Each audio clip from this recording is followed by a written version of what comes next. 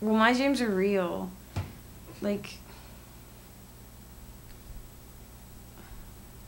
oh, I wrote a letter to my best friend, and I meant to send it to her at the beginning of the year, and in my dream, I picked up the letter off of my desk, and I took it over to this other room, and my sisters were there and some other people. I don't know, it might have been their kids, and they were so big that they were too big to hug.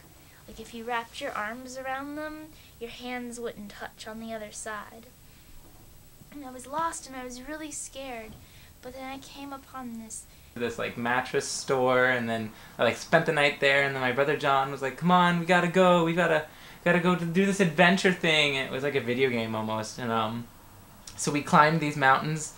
And I was up at like the ski resort. The house that I grew up in. Some big canyon. The Jacksonville Zoo. In the prison. In a water park. Machu Picchu. I mean, I guess it was a ski resort, but it was a ton of people from my middle school, and it was really weird. Actually, people I'd gone to school with like almost all my life.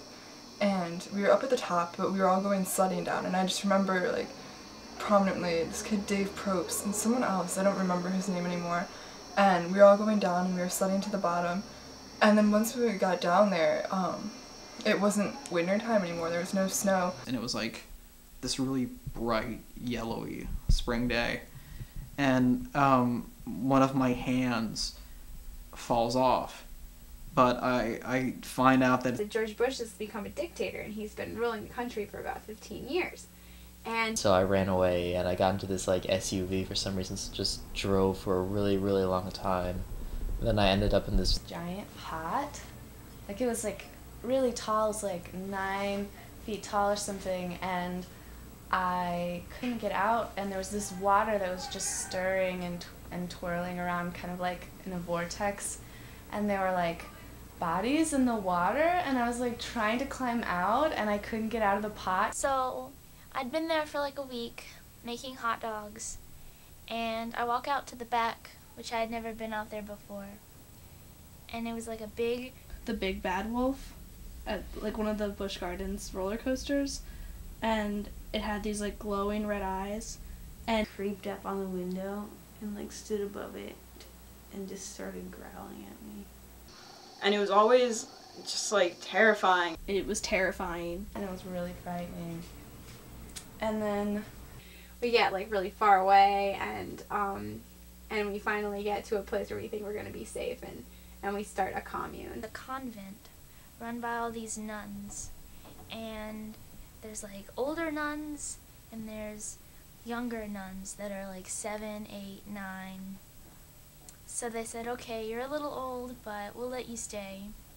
So I decided to show them The Little Mermaid.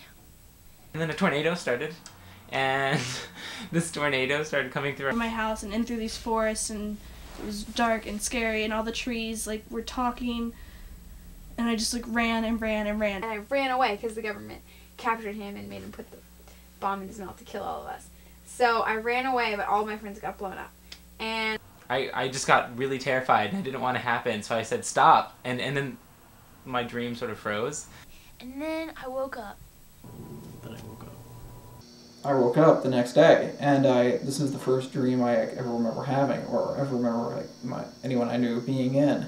So then I like went to my mom and was like, you were in my dream last night, don't you remember? Expecting like it to be some sort of like shared experience, but no. And then I really kind of figured out what dreams were.